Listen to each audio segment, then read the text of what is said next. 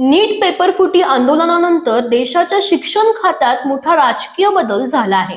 केंद्रीय शिक्षण मंत्री धर्मेंद्र प्रधान यांच्या राजीनाम्यानंतर आता प्रल्हाद जोशी यांच्याकडे शिक्षण मंत्रालयाची जबाबदारी सोपवण्यात आली आहे।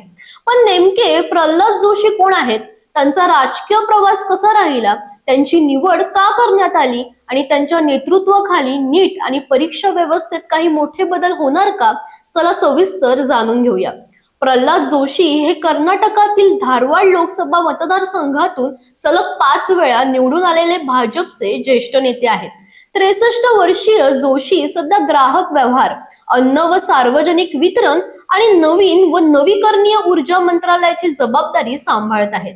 आता त्यांच्याकडे शिक्षण मंत्रालयाचाही अतिरिक्त कार्यभार देण्यात आला आहे। यापूर्वी त्यांनी केंद्रीय कोळसा, खाण आणि संसदीय कामकाज मंत्री म्हणूनही काम पाहिलेलं आहे। प्रल्हाद जोशी यांचा राजकीय प्रवास भाजपमधून नव्हे तर राष्ट्रीय स्वयंसेवक संघ म्हणजेच RSS मधून सुरू झाला। संघाचे कार्यकर्ते म्हणून काम करत असताना 1990च्या दशकातील हुबळी ईदगाह मैदान आंदोलनामुळे ते चर्चेत आले। त्यानंतर त्यांनी भाजपमध्ये धारवाड जिल्हाध्यक्ष, कर्नाटक भाजपचे सरचिटणीस आणि 2013 ते 2016 या काळात प्रदेशाध्यक्ष अशी अनेक महत्त्वाची संघटनात्मक पदं भूषवली।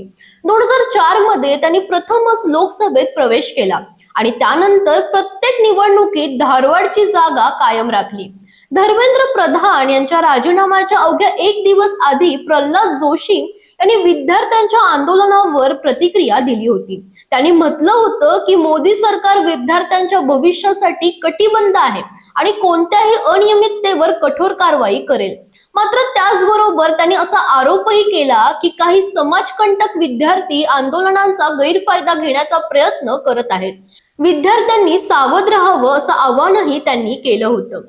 राजकीय विश्लेषकांच्या मते शिक्षण मंत्रालयासाठी प्रल्हाद जोशी यांची निवड ही भाजपच्या दीर्घकालीन वैचारिक धोरणाशी सुसंगत आहे। शिक्षण मंत्रालय हे केवळ शैक्षणिक निर्णयांसाठी नाही तर वैचारिक आणि सांस्कृतिक धोरणांसाठीही महत्त्वाचं मानलं जातं। त्यामुळे RSS ची पार्श्वभूमी असलेल्या जोशी यांच्याकडे ही जबाबदारी देण्यात आल्याचं विश्लेषकांचं मत आहे। विश्लेषकांचं असंही म्हणणं आहे की प्रल्हाद जोशी यांच्या नेतृत्वाखाली नीट किंवा NTA संदर्भातील केंद्र सरकारची भूमिका फारशी बदलण्याची शक्यता नाही। उलट परीक्षा व्यवस्थेवर टीका करणाऱ्या किंवा नीट रद्द करण्याची मागणी करणाऱ्या आंदोलनांकडे अधिक कठोर भूमिकेतून पाहिलं जाऊ शकतं। प्रल्हाद जोशी यांचं नाव यापूर्वी अनेक वादांमध्येही आलं आहे। 2022 मध्ये बिल्किस बानो प्रकरणातील दोषींच्या सुटकेचं त्यांनी समर्थन केलं होतं। कोविड चौकशीवरून निवृत्त न्यायमूर्तींबाबत केलेल्या विधानांमुळे त्यांच्यावर टीका झाली होती। कर्नाटकातील शालेय अभ्यासक्रमातील बदलांवरूनही ते वादात सापडले होते। तसेच पत्रकार गौरी लंकेश यांनी केलेल्या आरोपांनंतर त्यांनी मानहानीचा खटलाही दाखल केला होता। आता सर्वात मोठा प्रश्न असा आहे की लाखो विद्यार्थ्यांच्या भविष्यासाठी महत्त्वाची असलेली नीट परीक्षा, NTA ची कार्यपद्धती आणि परीक्षा व्यवस्थेतील पारदर्शकतेबाबत नवीन शिक्षण मंत्री कोणते निर्णय घेणार? विद्यार्थ्यांना अपेक्षित असलेल्या सुधारणा प्रत्यक्षात होणार का, की केवळ मंत्री बदलतील आणि धोरण मात्र तेच राहील? याचं उत्तर येणाऱ्या काळातच स्पष्ट होईल।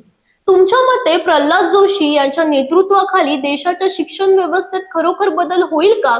तुमचं मत कमेंटमध्ये नक्की सांगा आणि अशाच अपडेट्ससाठी इंडिया लीडर या YouTube चॅनलला सबस्क्राईब करायला विसरू नका।